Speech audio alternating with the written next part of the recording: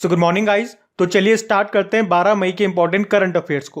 तो इस प्रश्न में आपसे पूछ रहे हैं हाल ही में राष्ट्रीय प्रौद्योगिकी दिवस कब मनाया गया, यानी कि नेशनल टेक्नोलॉजी डे। तो आंसर होगा 11 मई को। तो याद रखना, नेशनल टेक्नोलॉजी डे ये हर साल 11 मई को मनाया जाता है। तो ये दिन प्रौद्योगिकी उद्योग में शोधकर्ताओं यानी कि रिसर्चर्स, इंजीनियर्स और वैज्ञानिकों के द्वारा किए गए योगदान को चिन्हित करने के लिए हम ये दिन मनाते हैं। पहली बार इसे 1999 में मनाया गया था। अब आप सोचो 11 मई को ही क्यों मनाते हैं। तो 11 मई 1998 1998 को जो भारत है ये परमाणु हथियारों का परीक्षण करने वाला छठवां देश बन गया था दुनिया का। इसीलिए हमने 11 मई को ये दिन डिसाइड किया मनाने के लिए। और वैसे इसी दिन यानी कि 11 मई 1998 को भारत ने अपने पहले स्वदेशी विमान हंस 3 का भी परीक्षण किया था, जिसने बेंगलुरु में उड़ान भरी थी। और उसी दिन सतह से हवा में मार करने वाली त्रिशूल मिसाइल का भी सफल परीक्षण किया गया था। तो इतनी सारी चीजें हुई थी उस दिन। अच्छा, आपको पता तो होगा पहला परमाणु परीक्षण कब हुआ था? 1974 में, या पूरा डेट के साथ बताऊं तो 18 मई 1974 में। और उसका नाम क्या था, निकनेम क्या दिया, कोड नेम क्या दिया? स्माइलिंग बुद्धा। कहां पे हुआ था? राजस्थान के पोखरण में। और दूसरा वाला ये अभी 11 मई 1998 को ही हमने पढ़ा, और उसका कोड नेम था ऑपरेशन शक्ति। अच्छा, ये जो दिन हमने मनाया नेशनल टेक्नोलॉजी डे, इसकी थीम भी है। थीम क्या है? School to startups igniting your minds to innovate. अच्छा, इंपॉर्टेंट डे वाला क्वेश्चन आ गया। चलो मई में जो भी इंपॉर्टेंट डेज हमने मनाया एक बार रिवाइज करते हैं। 1 मई को विश्व श्रम दिवस मनाया, वर्ल्ड लेबर डे। 2 मई को विश्व ट्यूना दिवस, और 2 मई को इस बार हमने विश्व अस्थमा दिवस भी मनाया, जो कि मई के पहले मंगलवार को होता है। 3 मई को विश्व प्रेस स्वतंत्रता दिवस, वर्ल्ड प्रेस फ्रीडम डे। 4 मई को कोयला खनिक दिवस, कोल माइनर्स डे। और 4 मई को अंतर्राष्ट्रीय अग्निशामक दिवस, फायर फाइटर्स डे भी मनाया। 5 मई को वर्ल्ड हैंड हाइजीन डे मनाया। 7 मई को वर्ल्ड एथलेटिक्स डे मनाया। 8 मई को एक तो वर्ल्ड थैलेसीमिया डे, और 8 मई को ही वर्ल्ड रेड क्रॉस डे मनाया। तो मई के ये इंपॉर्टेंट डेज है, इनको आप ध्यान रखना। हम बढ़ते हैं आगे। चलिए फिर बताइए, हाल ही में भारत की पहली पॉड टैक्सी परियोजना ये कहां पे शुरू की जाएगी? तो आंसर होगा उत्तर प्रदेश। तो भारत की पहली पॉड टैक्सी उत्तर प्रदेश में शुरू होने वाली है। ये सर्विस जेवर एयरपोर्ट को फिल्म सिटी सेक्टर 21 से जोड़ेगी। जेवर एयरपोर्ट ये आपको मिलेगा नोएडा में। लंबाई की बात करें, इसकी लंबाई कितनी होगी? तो 12 से लेकर 14 किलोमीटर तक की ये लंबी होगी, जिसमें टोटल 12 स्टॉपेज होंगे। पॉड टैक्सी क्या होती है, आपने विदेशों में देखा होगा, मूवीज वगैरह में कहीं पे। ये एक प्रकार का इलेक्ट्रिक व्हीकल ही होता है जो बिना ड्राइवर के चलते हैं, या आमतौर पर रॉड से बनाए स्टील फ्रेम पर चलाई जाती है। अच्छा, अगर मैं आपसे पूछूं कि भारत की पहली जल मेट्रो ये कहां पे शुरू हुई? केरल के कोच्चि में। अंडर वाटर मेट्रो, ये कोलकाता मेट्रो की बात कर रहे हैं, किस नदी के नीचे? हुगली नदी के नीचे। और वाराणसी और असम के डिब्रूगढ़ के बीच में चलाई गई गंगा विलास। और इसकी बात करें, ये यात्रा कितनी लंबी है?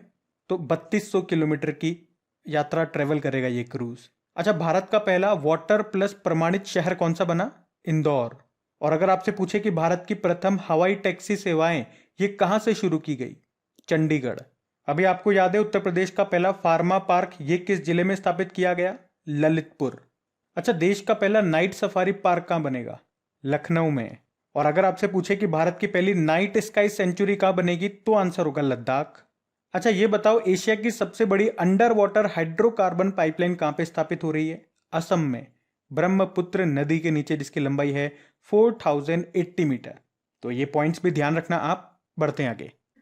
चलिए फिर बताइए, हाल ही में सस्टेनेबल एविएशन फ्यूल का उपयोग कर कमर्शियल उड़ान का संचालन करने वाली पहली भारतीय एयरलाइन कौन सी बनी? तो आंसर होगा विस्तारा एयरलाइन। तो अभी विस्तारा एयरलाइन ने सस्टेनेबल एविएशन फ्यूल का इस्तेमाल करके उड़ान भरी है। कहां से कहां? तो इंदिरा गांधी इंटरनेशनल एयरपोर्ट से छत्रपति शिवाजी टर्मिनल तक। और कमर्शियल फ्लाइट में ऐसा करने वाली ये पहली भारतीय एयरलाइन बन गई है। अच्छा, विस्तारा एयरलाइन ये किसका जॉइंट वेंचर है? तो टाटा ग्रुप और सिंगापुर का। सस्टेनेबल फ्यूल से क्या समझते हैं आप? मतलब एक ऐसा फ्यूल, एक ऐसा ईंधन जो नेचर फ्रेंडली हो, यानी कि पर्यावरण को कम नुकसान करता हो, कार्बन डाइऑक्साइड उत्सर्जन कम करता हो। और अभी जो इसमें फ्यूल यूज हुआ है वो मिक्स्ड फ्यूल है, जिसमें 83 परसेंटाइल तो जो जेट फ्यूल जिसका उपयोग होता ही है वो है, और 17% ये सस्टेनेबल फ्यूल है। इन दोनों को मिलाकर के उड़ाया गया। अच्छा, इसी तरह से एक प्रश्न अगर मैं आपसे पूछूं या आपसे एग्जाम में पूछा जाए तो सुनना, एक ही प्रश्न को दो तरीके से पूछूंगा। पहला तरीका सुनो। प्रश्न आता है कि मिश्रित ईंधन का यूज करके उड़ान भरने वाली पहली एयरलाइन कौन सी थी? तो फिर आंसर करना स्पाइस जेट, 2018 में हुआ था ऐसा। दिल्ली और देहरादून के बीच में चली थी ये। और उस मिश्रित ईंधन में किस किस का इस्तेमाल हुआ था? जेट फ्यूल का और एक बायोजेट ईंधन का। इसी प्रश्न को एग्जामिनर ऐसे भी पूछ सकता है कि जेट्रोफा फसल से बने बायोजेट का उपयोग करने वाली पहली भारतीय एयरलाइन कौन सी है? तो भी आंसर वही होगा, स्पाइस जेट। अच्छा, फ्यूल मिक्सिंग की बात हो रही है तो एक करंट अफेयर्स का और प्रश्न आपके माइंड में आएगा कि पेट्रोल में हमारा लक्ष्य क्या है, कितना प्रतिशत इथेनॉल को मिलाने का लक्ष्य है? तो आंसर होगा 20%। चलो मुझे ये बताओ कि जो भारत है ये अंतर्राष्ट्रीय नागरिक उड्डयन संगठन के जलवायु कार्रवाई में कब शामिल होगा? 2027 में। चलो यूं बताओ, अभी किस एयरलाइन ने दुनिया के पहले रोबोटिक चेक इन असिस्टेंट का अनावरण किया? तो आंसर होगा दुबई की एमिराट्स एयरलाइन ने। और उस रोबोट का नाम क्या है? सारा। सारा अली खान नहीं है, केवल सारा है। चलो अगर मैं आपसे पूछूं कि सोलर एविएशन फ्यूल का इस्तेमाल करने वाली पहली एयरलाइन कौन सी बनी थी? तो आंसर होगा स्विस इंटरनेशनल एयरलाइन।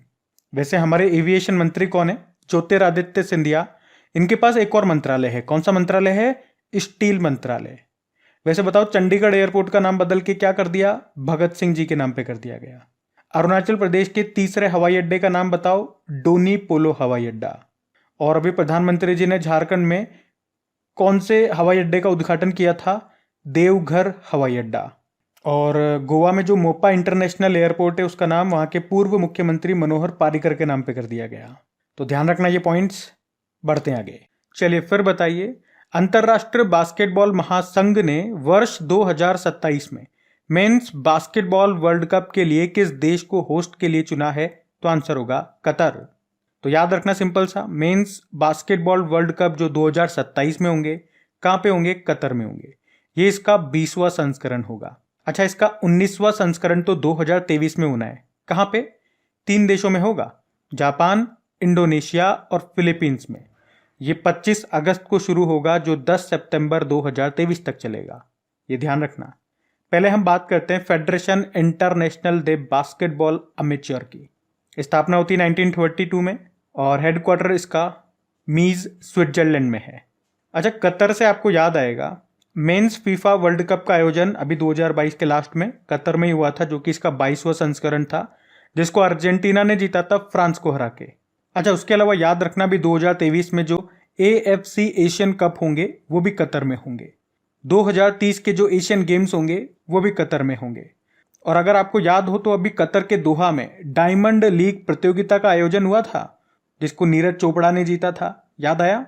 बाकी आपको याद है अभी मेंस हॉकी वर्ल्ड कप कहाँ पे हुए थे? भारत के उड़ीसा में हुए थे, जिसमें जर्मनी जीत गया था बेल्जियम को हरा के।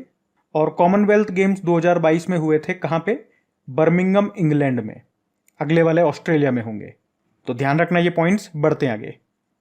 फिर बताइए, अभी हाल ही में राष्ट्रीय संस्थागत रैंकिंग फ्रेमवर्क के आधार पर एक राज्य स्तरीय संस्थागत रैंकिंग फ्रेमवर्क जारी करने वाला पहला राज्य कौन सा बना? तो आंसर होगा केरल। तो नेशनल इंस्टीट्यूशनल रैंकिंग फ्रेमवर्क ये देश में उच्च शिक्षण संस्थानों को रैंक प्रदान करने के लिए भारत सरकार की एक प्रमुख एजेंसी है। और अभी इसी की तर्ज पर केरल इंस्टीट्यूट रैंकिंग फ्रेमवर्क जारी किया है और इसे जारी करने वाला ये पहला राज्य भी बन गया है। इसका भी उद्देश्य यही होगा, ये केरल राज्य में जो भी हायर एजुकेशन इंस्टीट्यूट्स हैं यहाँ पे उनकी रैंकिंग की जाएगी। इसमें भाई राज्य का है तो राज्य के इंस्टीट्यूट्स आएंगे, वो देश लेवल पे है, नेशनल लेवल पे है तो देश के इंस्टीट्यूट्स आते हैं उसकी रैंकिंग में। अब ये ऐसा करने वाला पहला राज्य बना केरल।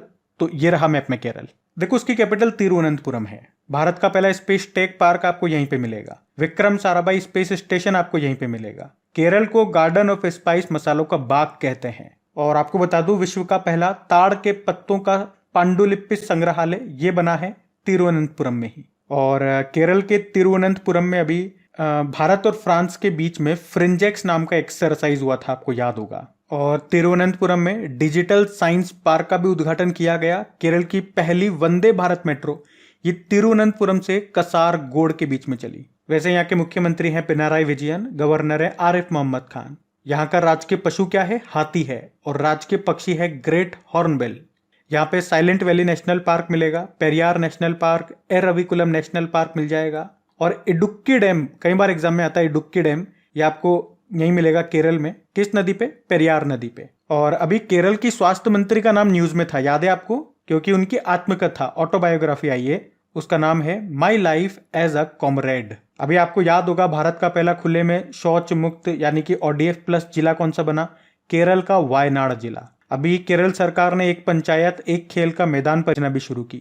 हमने पढ़ा है कि भारत की पहली जल मेट्रो परियोजना ये कहाँ पे शुरू हुई? केरल के कोच्चि में। अच्छा, इसी तरह से Kerala state inland navigation corporation ने सौर ऊर्जा से चलने वाली एक टूरिस्ट नाव लॉन्च की थी, जिसका नाम क्या रखा था? सूर्यमशु। याद है ना आपको? उसके अलावा भारत की पहली ड्रोन फॉरेंसिक लैब कहाँ पे शुरू हुई? केरल में। भारत का पहला संविधान साक्षर जिला ये केरल का कोल्लम है। और साक्षरता में अगर बात करोगे, जिस शिक्षा मंत्रालय के आंकड़े आए थे, डेटा आए थे, उसके अनुसार बता रहा हूं आपको, सबसे ज्यादा साक्षर आपको बताइए केरल है। कितना है? 94%। और सबसे कम बिहार को बताया गया, 61.8% वहां पे लिटरेसी रेट है। बाकी आप जानते हो देश की पहली डिजिटल यूनिवर्सिटी ये बनी है केरल में। और अभी देश का पूर्ण डिजिटल साक्षरता वाला पहला ग्राम पंचायत कौन सा बना? केरल का पुल्लमपारा पंचायत। और आदिवासियों को बुनियादी दस्तावेज प्रदान करने वाला देश का पहला जिला ये वायनाड जिला है।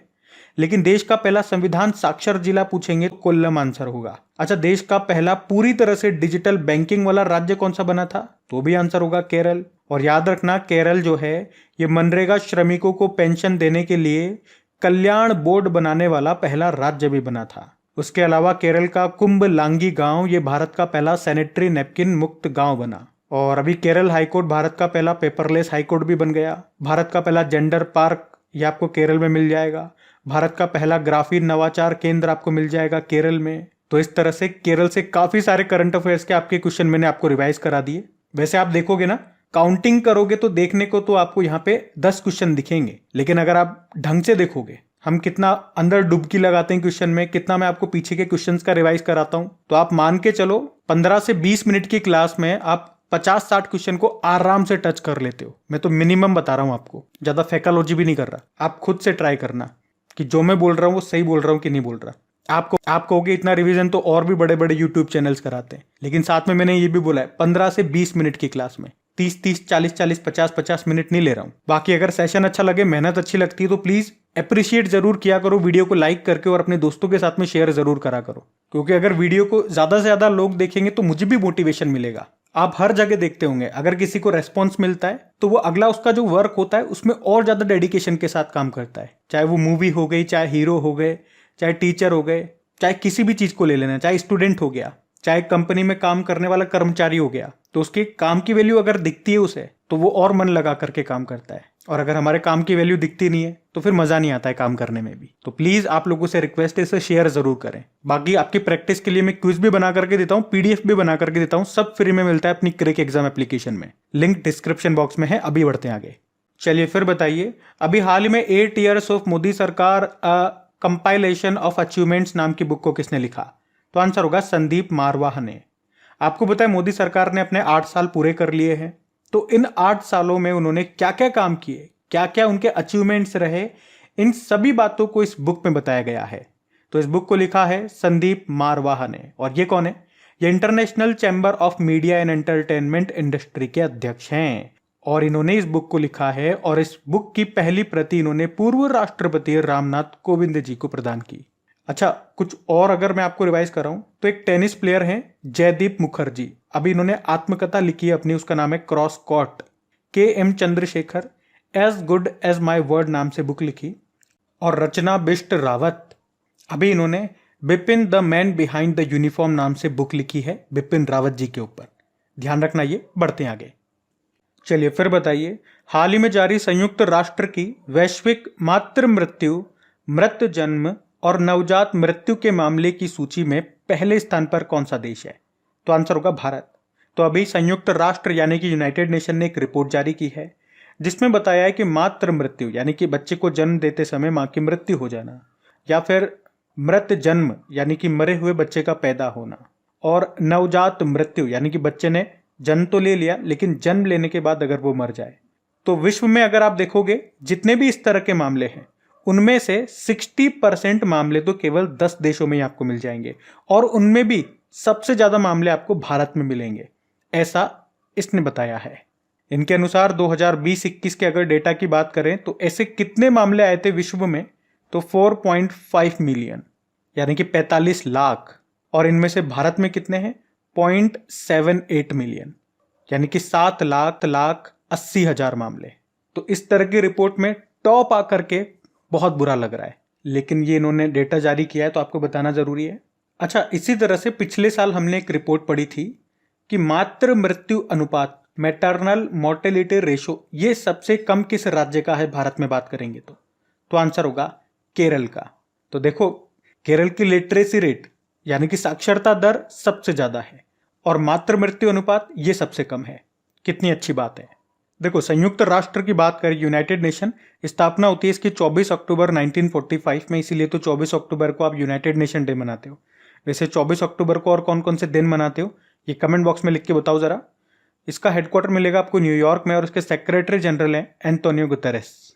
अच्छा, अगर मैं आपसे पूछूं कि अभी यूनाइटेड नेशन प्रेस स्वतंत्रता पुरस्कार ये कितने लोगों को मिला, तो 3 ईरानी पत्रकारों को मिला था। ये नाम है नरगिस मोहम्मदी, है मोहम्मदी और नीलोफर हमीदी को।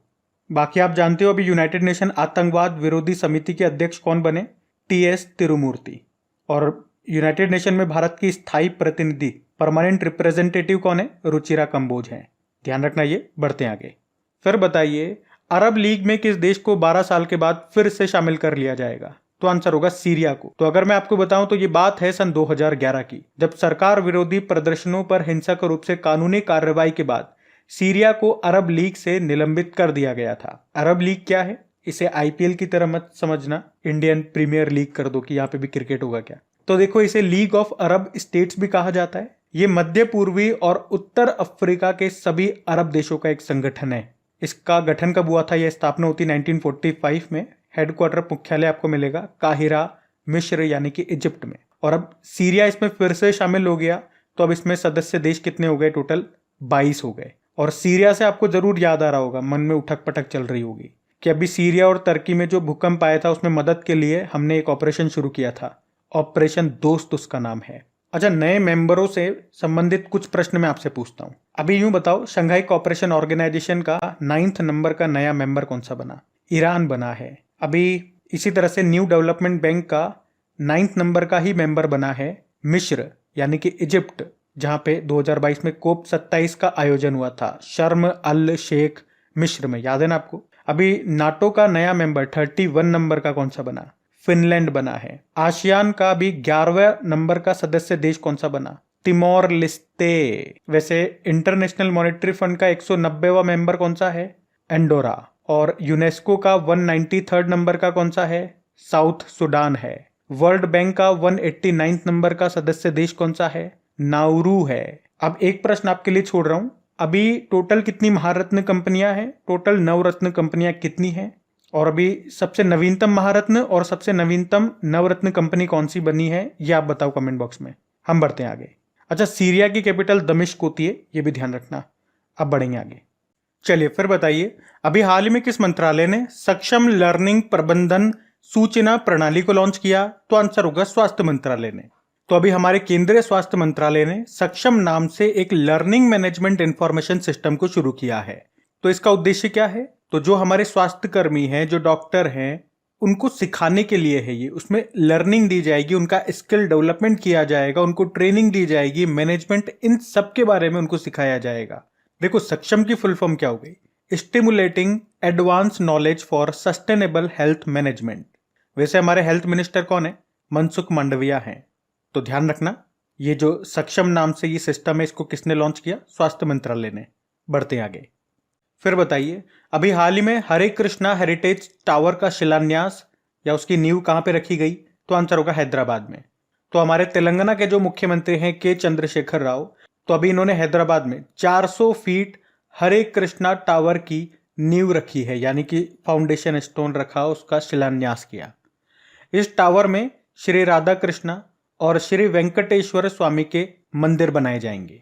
अच्छा, वैसे तो हैदराबाद से ही काफी सारे आपके करंट अफेयर्स के प्रश्न बनते हैं, जैसे कि अभी हैदराबाद में पहला 3D प्रिंटेड मानव कॉर्निया बनाया गया। और बताओ अभी किस शहर में बायो एशिया शिखर सम्मेलन 2023 का 20वां संस्करण का आयोजन हुआ? हैदराबाद में। अभी भारत में पहली बार फॉर्मूला ई प्रिक्स का आयोजन हुआ हैदराबाद में। और हैदराबाद का एक स्टार्टअप है ख्याति, या खेती बोल दो, जिसे मिला 2022 का अर्थ शॉट पुरस्कार। और दुनिया का पहला रियल टाइम गोल्ड एटीएम कहाँ लगाया गया? हैदराबाद में। वैसे हैदराबाद में भारतीय बाजरा अनुसंधान संस्थान भी आपको मिलेगा। बाजरे को क्या बोलते हैं? श्री अन्न। तो Indian institute of millets research ये हैदराबाद में है। अभी से इसके उत्कृष्टता केंद्र के रूप में घोषित किया गया। और भारत में अपनी तरह का पहला फ्लो केमिस्ट्री टेक्नोलॉजी हब ये स्थापित हुआ हैदराबाद में। और देश का पहला पूर्ण महिला स्वामित्व वाला फिक्की लेडीज ऑर्गेनाइजेशन औद्योगिक पार्क ये आपको हैदराबाद में मिलेगा। हैदराबाद में स्टेच्यू ऑफ इक्वलिटी भी है। ये संत रामानुजाचार्य जी की 216 फीट ऊंची स्टेच्यू है। हैदराबाद में भारत का पहला ओपन रॉक संग्रहालय भी आपको मिलेगा। और भारत का पहला ट्रांसजेंडर कम्युनिटी डेस्क भी खुला है हैदराबाद में ही। वैसे हैदराबाद किस नदी के किनारे स्थित है? मूसी नदी के किनारे। अच्छा, यूं बताओ हैदराबाद को भारत में मिलाने के लिए कौन सा ऑपरेशन चलाया था? ऑपरेशन पोलो। तो देखो हैदराबाद से ही कितने सारे प्रश्न आपके तैयार हो गए। और अपने क्रिक एग्जाम सेशन की खास बात यही है, जब भी हम तेलंगाना को पढ़ते हैं तो हैदराबाद से संबंधित जो भी इंपॉर्टेंट फैक्ट्स है वो मैं आपको बार बार रिवाइज कराता हूं इसी तरह से, ताकि एक बार न सही, 2 बार न सही, 3 बार, 4 बार, 5 बार, कैसे न कैसे तो भेजे में घुसेगा। तो यही रिपीटेशन हमें करना है। बाकी देखो यहाँ के मुख्यमंत्री हमने कहा के चंद्रशेखर राव है। ये भारत का नवीनतम राज्य बना था आंध्र प्रदेश से अलग होके। कब हुआ था? 2 जून 2014 को। गवर्नर है तमिलिसाई सौंदरराजन। और अभी आपको याद होगा तेलंगाना के हैदराबाद में ही अंबेडकर प्रतिमा का अनावरण भी किया गया था हुसैन सागर झील के किनारे, जिसकी ऊंचाई है 125 फीट। तो ध्यान रखना ये पॉइंट्स। अब हम कल के करंट अफेयर्स का क्विक रिवीजन कर लेते हैं। तो इसमें आपसे पूछ रहे हैं अभी हाल ही में किसने Laureus sportsman of the year 2023 पुरस्कार को जीता? तो आंसर होगा लियोनेल मेसी। फिर आपसे पूछा अभी अप्रैल महीने के लिए ICC men's player of the month किसे चुना गया? पाकिस्तान के फकर जमान को। फिर आपसे पूछा अभी 42वां आसियान शिखर सम्मेलन का आयोजन कहां हुआ? इंडोनेशिया में। फिर आपसे पूछा अभी बच्चों के लिए डिजिटल स्वास्थ्य कार्ड लॉन्च करने वाला पहला राज्य कौन सा बन गया? उत्तर प्रदेश। फिर आपसे पूछा अभी वर्ष 2023 के पुलित्जर पुरस्कार के अंतरराष्ट्रीय रिपोर्टिंग श्रेणी में विजेता कौन रहा? New York times. अगला प्रश्न पूछा प्रोजेक्ट संजय का संबंध किससे है? भारतीय सेना। फिर आपसे पूछा किस राज्य की पुलिस ने अभी ऑपरेशन मर्यादा शुरू किया? उत्तराखंड। अगला प्रश्न पूछा मणिपुर राज्य के मुख्य सचिव कौन बने? डॉक्टर विनीत जोशी। अगला प्रश्न था कि 13वें भारत रत्न डॉक्टर अंबेडकर अवार्ड से किस राज्य के मुख्यमंत्री को सम्मानित किया गया? उत्तर प्रदेश। और उत्तर प्रदेश के मुख्यमंत्री कौन? योगी आदित्यनाथ। अगला प्रश्न पूछा प्रसिद्ध साहित्यकार समरेश मजूमदार का निधन हो गया, वे किस राज्य से थे? पश्चिम बंगाल। और एक बार फिर से याद दिला रहा हूं, अगर अभी भी वीडियो को आपने लाइक नहीं करा तो प्लीज लाइक कर देना और दोस्तों के साथ में शेयर जरूर करना। अब होमवर्क प्रश्न देखते हैं और सेशन एंड करते हैं। तो कल की वीडियो में आपसे पूछा था अभी किस भारतीय संस्थान ने सोलर डेकेथलॉन में दूसरा स्थान प्राप्त किया? तो आंसर होगा आईआईटी बॉम्बे। आईआईटी बॉम्बे की 0 टीम ने। आप सभी ने प्रश्न का बिल्कुल सही उत्तर दिया। अब ये रहा आज का आपका होमवर्क प्रश्न।